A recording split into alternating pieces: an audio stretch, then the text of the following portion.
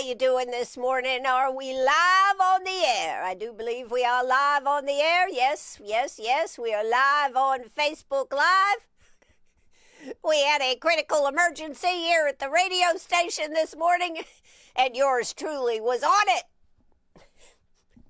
It's nothing like waking up to the noise of boo. Anyways, woo!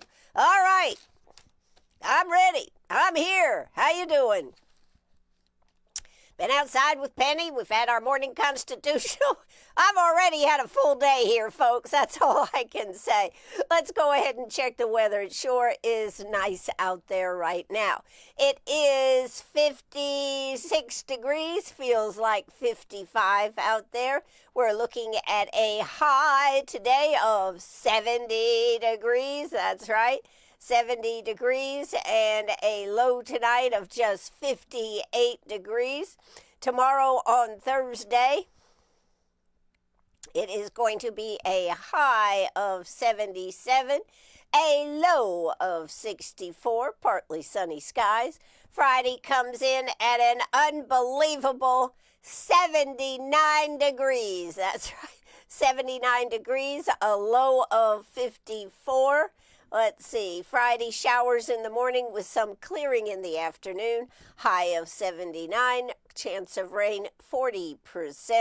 Friday night, we are looking at cloudy skies early with showers later that night, chance of rain 60%. And then Saturday comes in with a steady rain in the morning, showers continuing in the afternoon. High of 64, winds light and variable, chance of rain is 70%.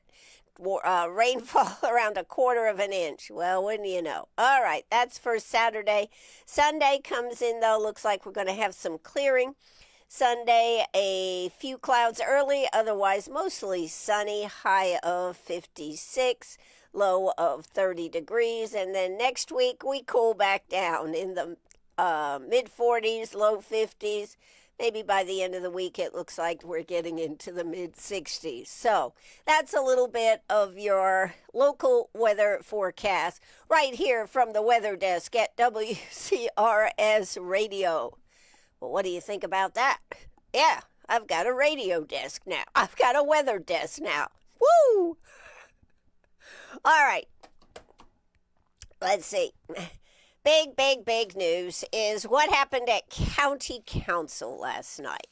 I want to talk quite a bit about that. It was a most interesting night last night as the forces that had come to want County Council to slow down and not be approving all these developments, but the one particularly we were talking about was the one that is over there off of Old Abbeville Highway. So I want to talk about that. Let's see.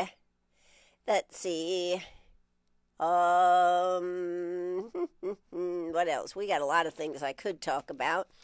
Parents for losing vouchers for homeschoolers. That's something down there in the Senate that they are taking up.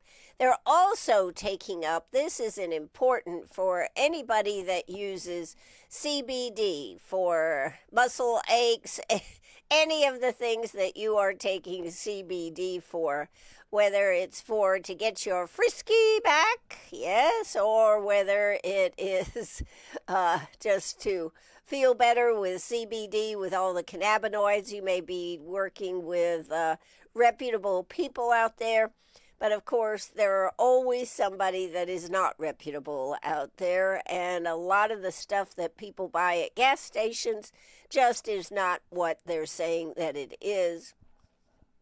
And there's been a lot of things going around. Where are we going with hemp? Where are we going with CBD? So of note, in the Senate, I believe it starts at 10:30 this morning, they are going to be having a hearing about all the information that has been collected I don't really know much more than that, other than that is happening at 10:30 this morning. I'm sure you can watch it on the SC Gov website. That should be pretty interesting to watch, particularly if you have any interest or if you are using CBD products. I mean, this would be a huge, issue if they totally did away with CBD in our state. And I don't think it would be very smart, to tell you the truth. So but we're not talking about that right now. I'm simply putting it out there that is something that is going on down there at the State House. It starts at 10:30 this morning. It is a hearing in the Senate. Also, there's a lot of school stuff going on. South Carolina banning minimum grades in schools. And I wanted to talk about, in fact, I think I'll talk about that before we talk about the county, because it's pretty involved, folks. I waded through the whole thing last night. But I wanted to talk about measles. Yes, measles. I did want to talk about that because, we're looking at whether I am confused with everything out there. Do you have to have a measles vaccine if you're in school, etc.? Well, vaccines are mainly required for school attendance. Medical and religious exemptions currently exist. Lawmakers are considering tightening the rules, especially for measles M/MMR, but changes have not been enacted yet. So they have a proposal that is still in committee.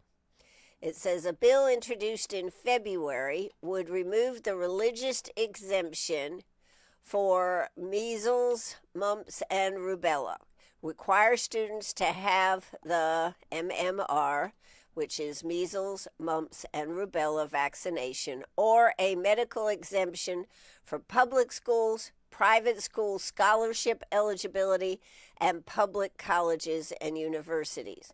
However, this proposal is still in committee. It's not a law yet, it's just in committee. So, they do have exemptions. Under existing law and regulations, students can attend with a valid certificate of immunization, a medical exemption, or a religious exemption under the current regulations.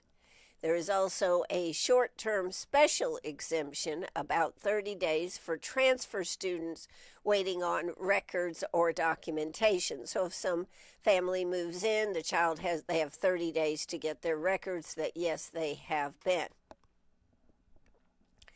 So, every time we hear that we should leave it up to the parents, and I kept thinking to myself, well, I thought you had to get an immunization, so I decided to look it up last night.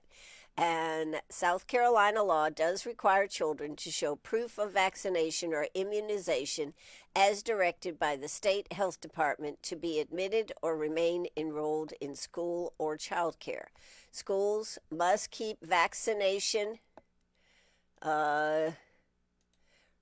records, and a health department monitors immunization status for children in licensed daycares.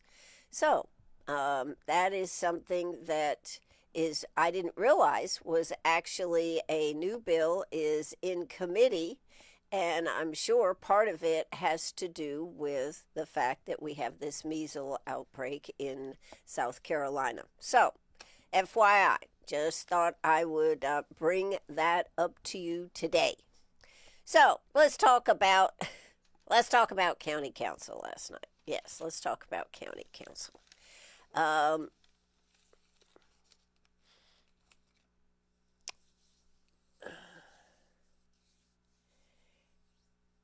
They went through I don't know how many people spoke. It was a huge crowd again that was there. And they have formed, some of the citizens of Greenwood have formed the Greenwood County for Managed Growth. This is a group, I believe they have a Facebook page, and all of them, they only had specific speakers that spoke for the group, and then they allowed those that did not align exactly with the group to speak, or their points may have been different.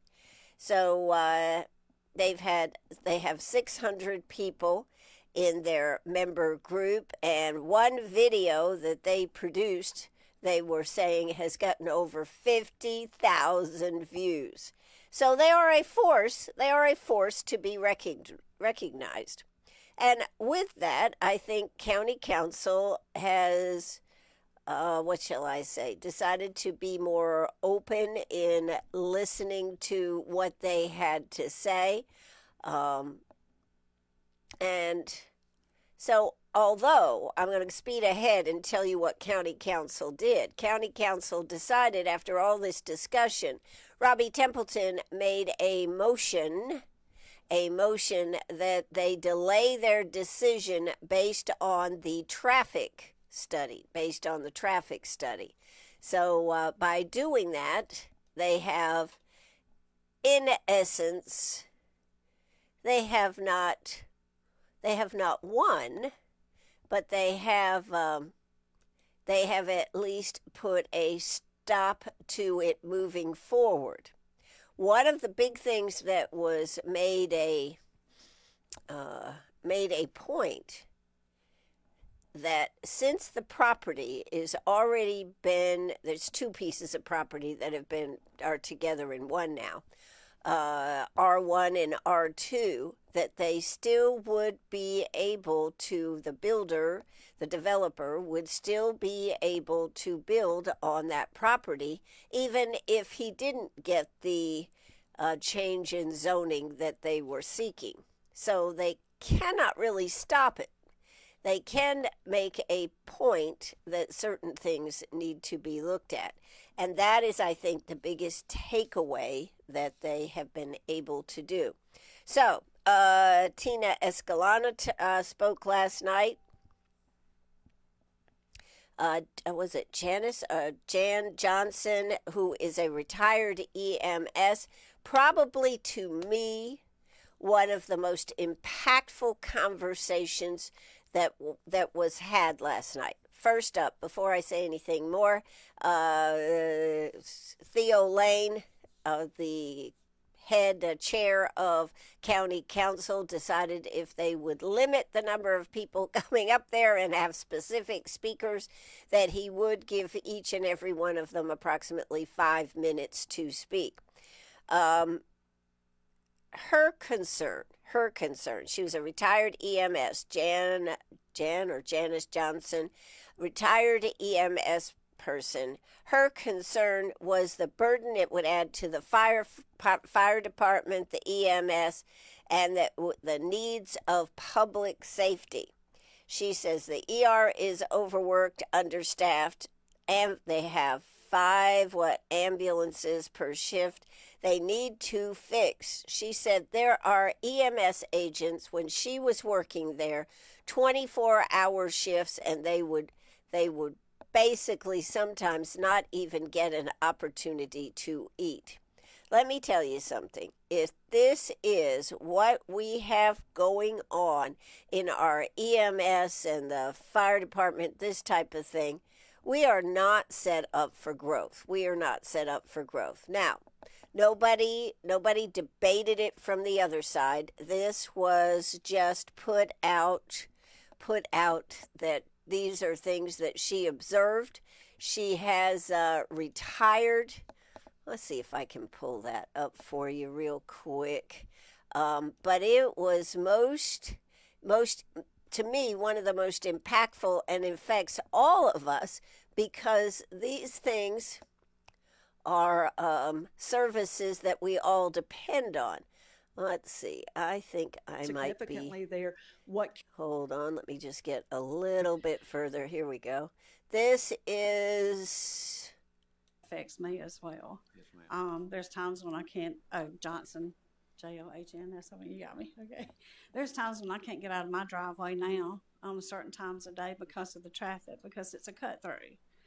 My main concern of this with all the development all over Greenwood, not just this one in particular, is the concern that I have is all the burden that it's going to add to law enforcement, fire department, and especially Greenwood EMS, who are already overworked, understaffed, and not paid enough for their job.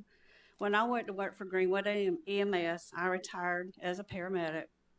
In the 1990s, we had less population, but we had more ambulances, we had more crews, we had more rescue trucks, and we were able to cover the county and take care of everybody that needed us. Over the years, the call volume increased, but our staff decreased. There's times now, like I said before, I'm retired. In the 24-hour shifts that we had, well, I have been on a truck the whole entire 24 hours, never seeing my station. It had gotten so bad that we were so overworked, we could not do our patient run reports on duty. The county worked it out where we had a computer system where we went home on our free time, unpaid, and did all of our reports there. When you've got 17, 18 reports to do and you can't get it done while you work, we got to go home and do it for free. So this development adds that much more to an already overworked system that includes all of these people that we need for public safety. We had hoped things would get better, and there was times when our director asked us, what do we need to make it easier for us to work? And when we told them what we needed, they told them we couldn't afford it. But yet a county employee gets a brand new car and a raise. So that kind of hurt. That really hurt us hard because we were asking for these things to take care of the community and take care of Greenwood County. The ER is overstaffed already, understaffed and overworked already because all of the EMS services from all the surrounding area come into Greenwood to the ER, and that doesn't include the work-ins that walk in the door. Some of our EMS patients are having to wait for over an hour and sometimes 2 hours, the EMS crew, before the ER can find them a bed to put them in so they can go on another call. Calls are being held because there's not an ambulance available because they're all tied up. If you add the shootings in Greenwood or a major wreck or something happens, sometimes that takes the majority of the units that they have in place that day. What I know for a fact, and it happened before I left, most shifts there is only 5 ambulances available for this entire county. Medic 30 covers all the way to Saluda. Well, it's not Medic 30 now, but they cover all the way to Saluda, Edgewood County line. The one up there at the Abbeville highway past there at Rice Church covers all the way to Troy. The Greenwood has a lot of coverage area that takes a long time to get to it. And sometimes they have 5 units, but on most days they only have 4. Most of the crews there that are on these ambulances are only EMTs and advanced EMTs because they don't have enough paramedics to go around. So what I'm seeing is the system's already broken, but we're going to add all these extra houses, developments in here to Greenwood, and the situations and parts of this county that need to be fixed before we do this. There is over 20 paramedics that live within Greenwood County, and they work for other services. I know what it's like. I promise you from experience, I know what it's like to work an entire 24-hour shift, never eating breakfast, lunch, or supper. And if we were lucky, we got to go to the bathroom. We've thrown out more food for the birds on the way to calls than we ever consumed. they're stressed already. And Greenwood is talking about developing and adding more people to this situation. And the hard part about this is that's kind of what we're asking is slow down. Nobody on our committee or nobody who lives on Woodlawn Road is against development. But this is all of Greenwood. If you look, you drive around Greenwood, you know what's going on. There's houses going up everywhere. But the things that are happening here in Greenwood County that need to be fixed are still broken. So that's what we're asking is it stop, take the time, consider what this strain puts on everybody else. Because I can promise you, we had a wreck at Calhoun Road in 2024. We waited 16 minutes. They held the call for over 7 minutes before it was ever dispatched because they didn't have a truck to come. Thank you, Ms. Johnson. Thank you. Appreciate you.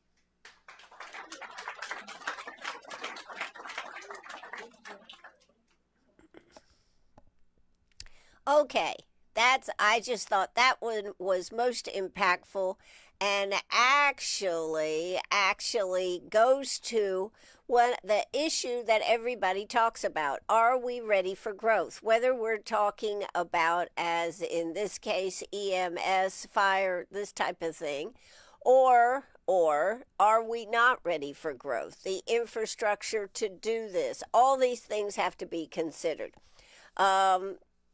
Many other people talked.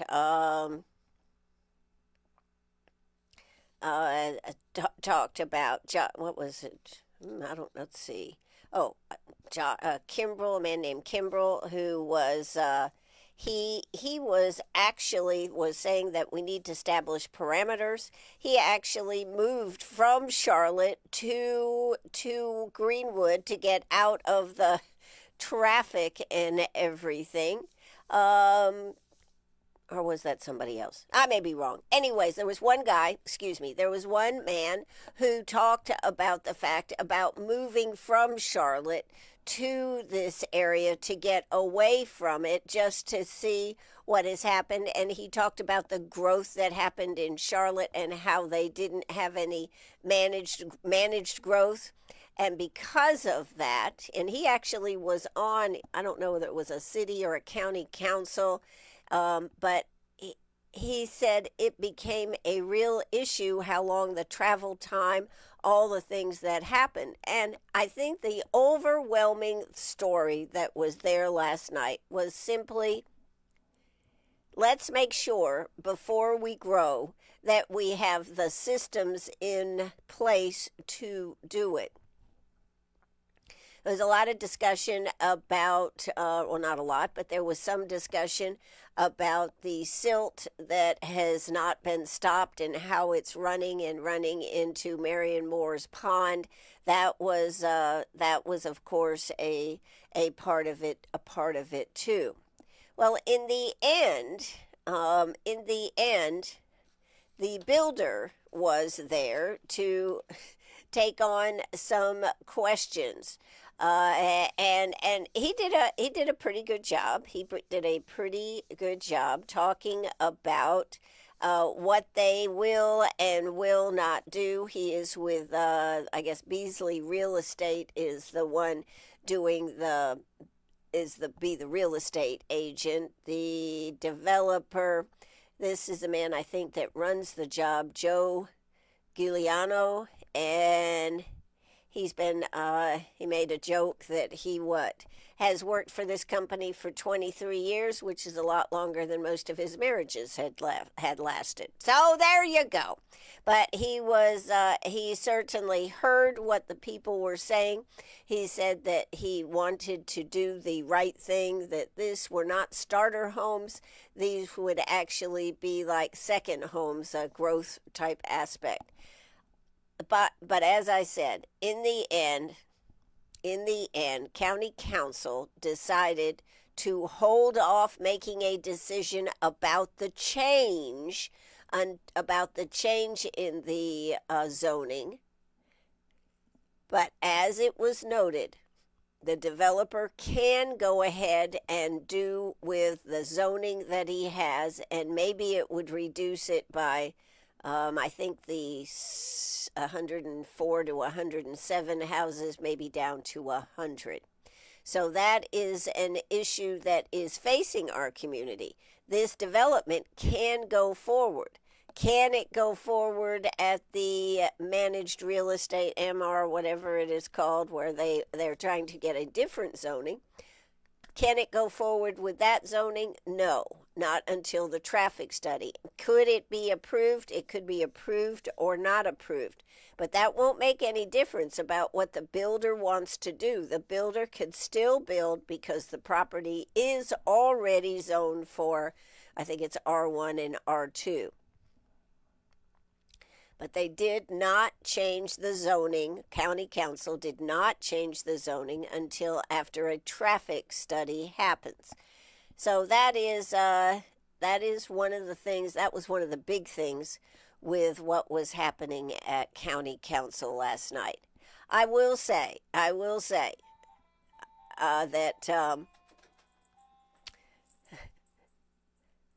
I'm not really sure whether Theo thought the clapping was for him or not. Most of the clapping was for the different people that got up to speak. He kept saying he didn't need the clapping. He didn't want any clapping. But most of the people were clapping because of the people, and I think Theo was trying to make sure they moved this meeting. But some of the speakers were very eloquent. All the speakers made great points, and they all were divided up into different aspects that they were talking about. So if you'd like to go back and watch the meeting, it certainly would be worthwhile watching. Because it did cover the issue, and I would think the members of the Greenwood County, all right, what is it called here? The Greenwood County for Managed Growth, while they did not win, they certainly got it slowed down, and the traffic study will be done. And then, of course, the developer will have to make decisions. But the bottom line is they can still go ahead. I think the silt and this runoff and everything is a significant issue to all that are involved. If any of it, and I'm not saying it's not, but if any of the things that they're talking about with this silt is the way it absolutely is, that is a problem. And I think somebody else talked about how the what used to be DHEC, of course, is now the Department of Health and something. They need to get more on what they're supposed to be doing. I think part of the problem is that since they have their new department, I don't think they're up to speed with all the things they should be doing. But it is impacting our community. They are right that we get lots of places put up. Some are half put up, some are cut over, and nothing happens. And it does make Greenwood look ugly. You know, I don't understand why they have to cut over everything and then just leave the property for years while this brush and everything starts growing back up. So, you heard it right here on WCRS first. Not last, first. That's right. That's what happened in the meeting last night. The issue about our emergency services, about all our services, I think definitely has to be looked at. I thought Ms. Johnson did an excellent job. She was a retired EMS. She spoke from experience as to what they dealt with, and I guess the question is, have those issues been addressed? I know that we, of course, have added more EMS, et cetera, but have they been addressed, and are things better for them? Because you know what? When you have somebody that's working 24 hours, guess what, folks? Mistakes are going to happen. I don't care how good you are. People have to have sleep. So, without some of these things addressed, issues of growth, this could be a problem. All right, now, they went through some other things. Theo did bring up that he'd been told that he needed to be nicer. I won't play that clip, but anyways, he was told that he needed to be nicer, and he was trying to be nice. So anyways, Dame did bring up that all property is zoned for. The people can do with it what it is zoned for, so they are not going to be able to stop it. They can, the change in the zoning is the issue. But they could still keep going. They could still put roughly 100 homes on that property. However, the last thing that was brought up, I think it was the last thing, it was pretty much the last thing, Trip Paget was there. Of course, he is the city attorney, and he is attorney in private practice, but he also is the city attorney. Trip came forth with some very interesting information, and I wanted to go ahead and get it out there. It was brought up that some other news sources should do their job.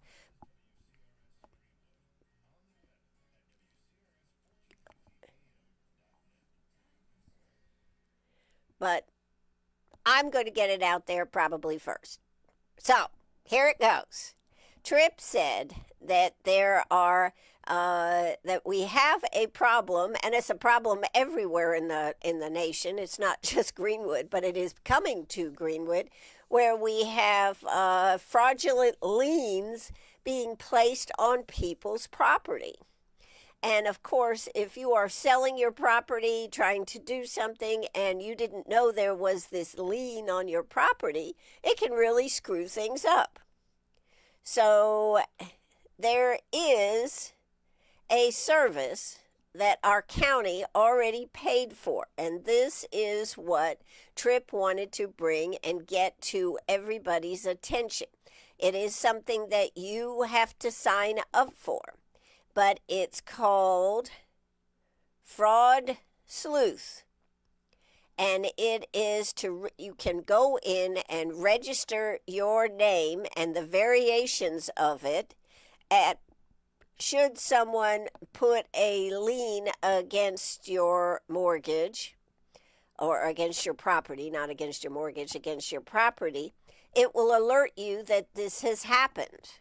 It won't solve it for you. It won't do anything else, but it will alert you that it will happen.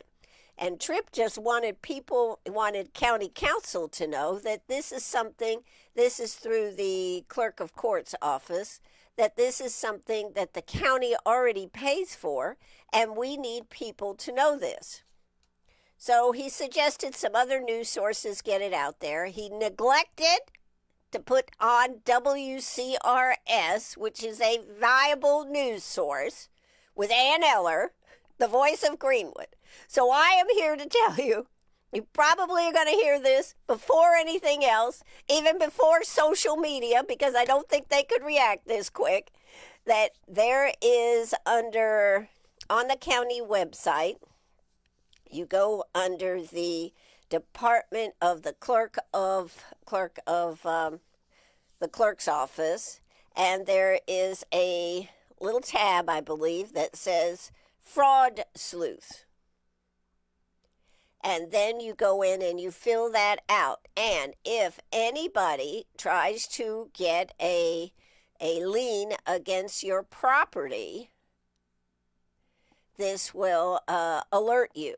I believe you have to put in variations of your name, how it could be listed, but it would still come back to your property. I have not looked at it yet, but I did want to go ahead and say we need to get on board with this because it's already been paid for, and it is to protect people, not to protect people. It only alerts you. It alerts you that somebody is trying to has put a lien on your property. And of course, if you find out about it early enough, and you can get it taken care of.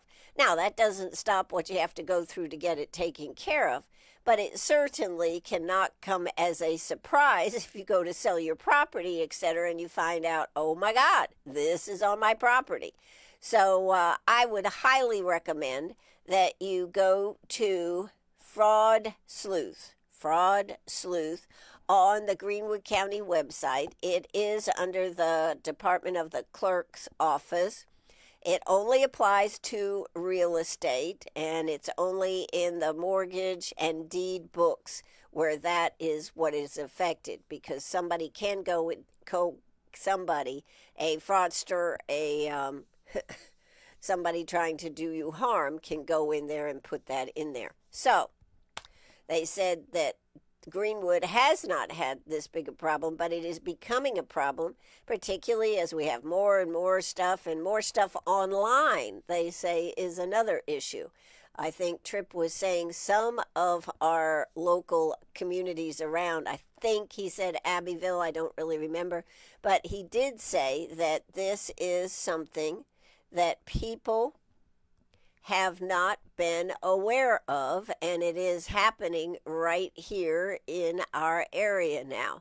In fact, I think it's important enough. Let's see if I can pull that up for you. Or Tripp, he waited all the way to the end, and it's like he said he really wished he had been able to tell all the people that were there about this. Let's see, I think this is about where it comes up. Okay, let's go ahead and listen to this. Thank you. Thanks, sir. Any other comments? If not, we have a motion.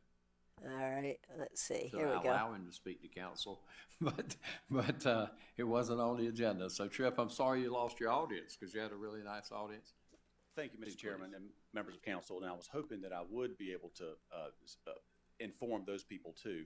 But as you know, I'm a lawyer here. I've got a general practice. I touch a lot of different areas of the law. One of them is real estate. And I ran into a situation last week where I spoke to the individual who had you can call it a sham lien or a fraudulent lien filed against his house. And he said, no, nobody served me with this. And I said, they don't have to. He said, well, nobody mailed it to me. They don't have to. All they have to do is record it in the courthouse. And he said, well, I wish there was something that I would have known about this, because it was back in October. And I was just searching the title a week ago.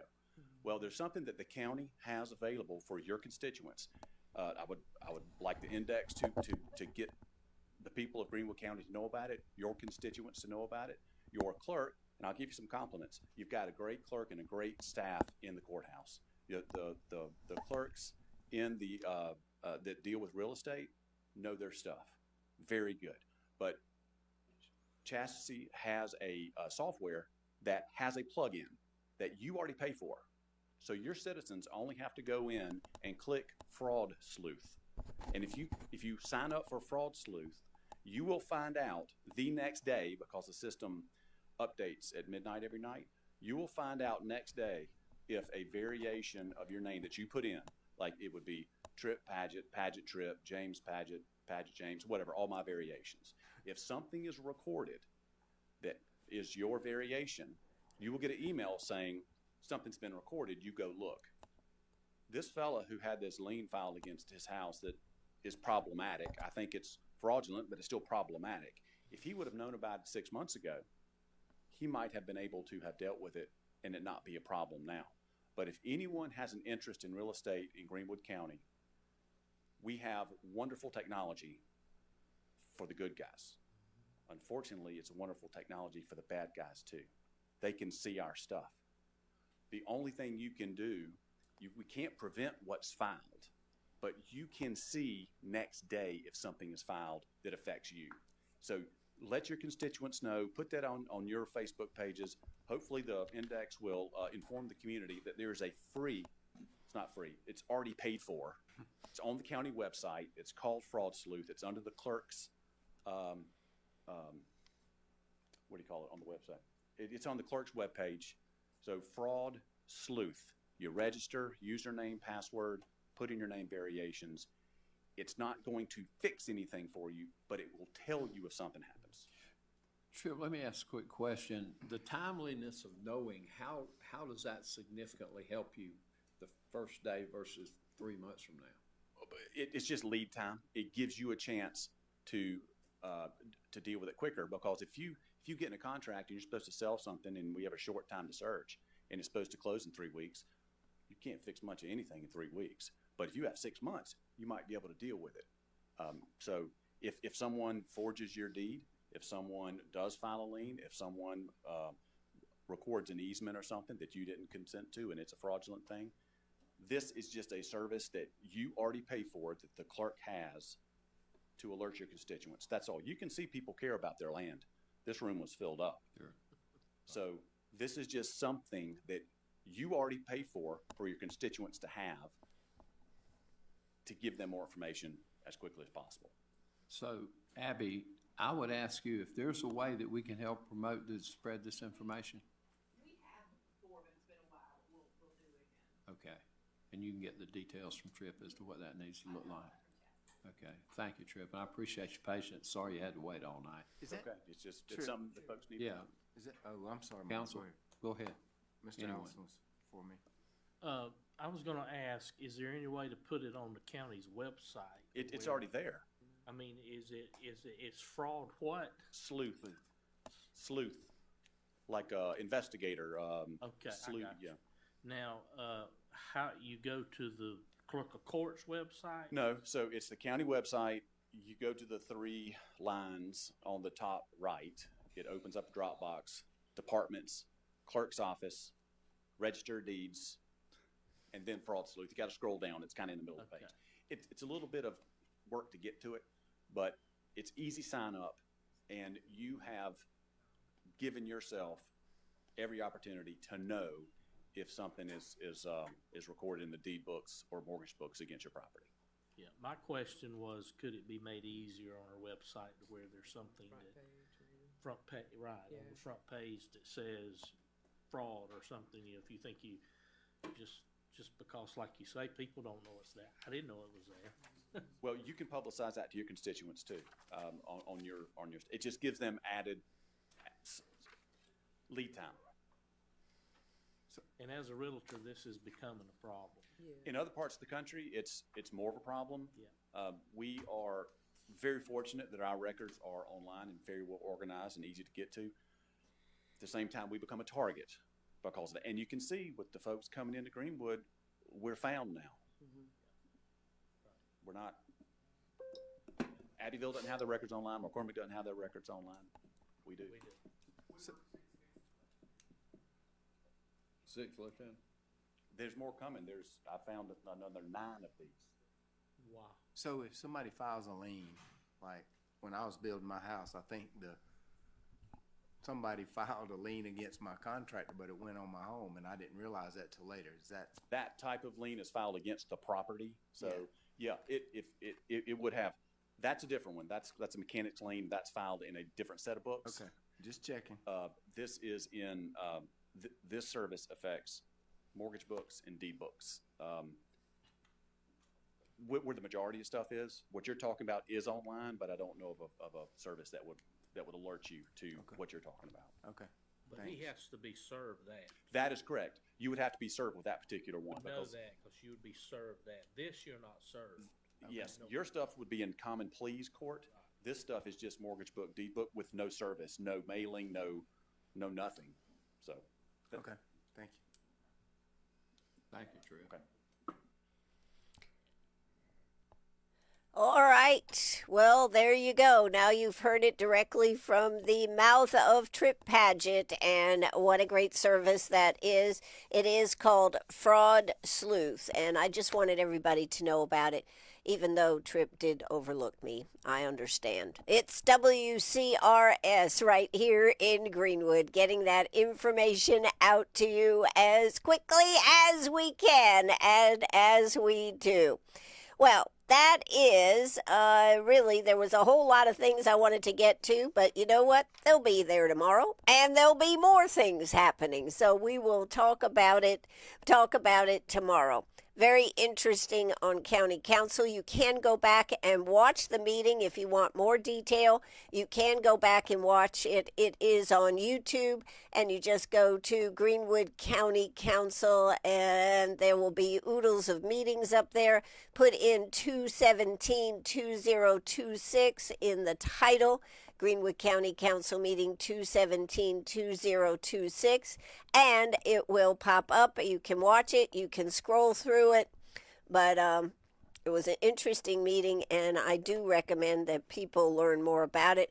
I do think that it was the right decision to hold off until the traffic study.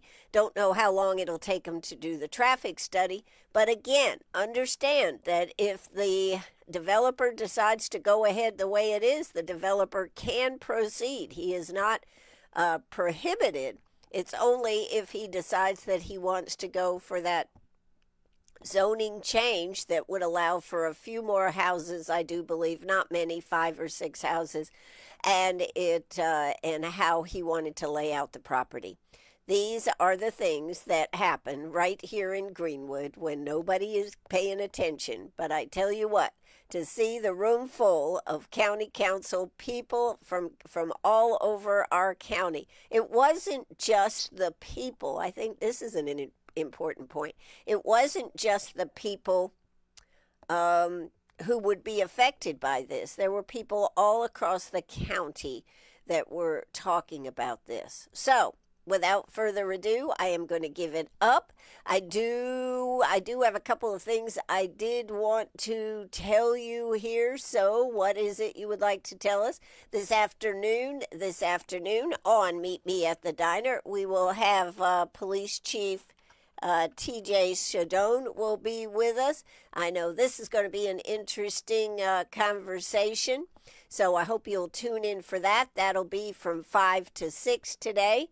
Tomorrow on Thursday, what will we be doing? We'll have Pam Stone, comedian, humorist, has a column there in the Index Journal. Have had her on. We've had a great time talking and yucking it up right here, and I thought Thursday is a good day to have a little yuck up right here on WCRS. So she will be joining us to come on and talk about that. By the way, did you know that you can,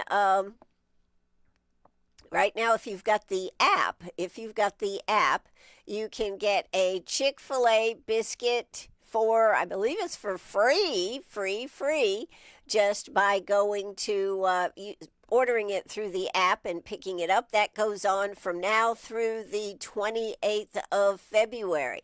How about that? Also, we had a great time yesterday talking with 2 self-doctors with Advanced Surgical Associates. Dr. Wang and Dr. Bolt were here. We talked about the robotic Da Vinci robotic machines. They have 2 of them. Do you know how much each one of those machines cost? $2 million each. And of course, there's always upgrades, and there's talk of a 3rd one. So that was a really, really interesting conversation. They were talking about how they're using the machine with colon cancer, etc. So maybe take a listen to that one. That one is posted on Facebook. I would say by tomorrow it will be on our website. If you don't want to go to Facebook, you can always go to our website, and all of the interviews are posted right there. One of the things that I'm kind of interested in is Breakfast at Tiffany's is going to be at the Premier Cinema Sunday and next Wednesday, I think it is. Yes, Sunday the 22nd and Wednesday the 25th. You might want to check that out. I think that would be cool to go back and see it. Also, Dairy Queen, bring happy to your next event. They're doing chicken strip party platters. Available with 25, 50, 75, or 100 strips. How about that?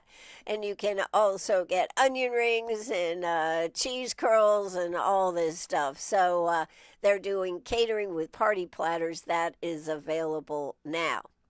And did you know over there at the Abbeville Chamber of Commerce, they have quite an exhibit of women's clothing, all made in original styles. Very, very interesting. I have not been over there, but I hope to get over there and check that out, talking about that. There was another. Yeah, there's the Chick-fil-A biscuit. Redeem your chicken biscuit in the app. Your breakfast is on us. So that is one.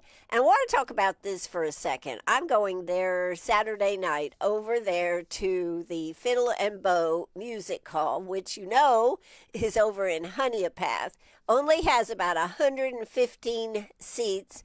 It is a very cool venue. So coming up this Saturday night is, excuse me,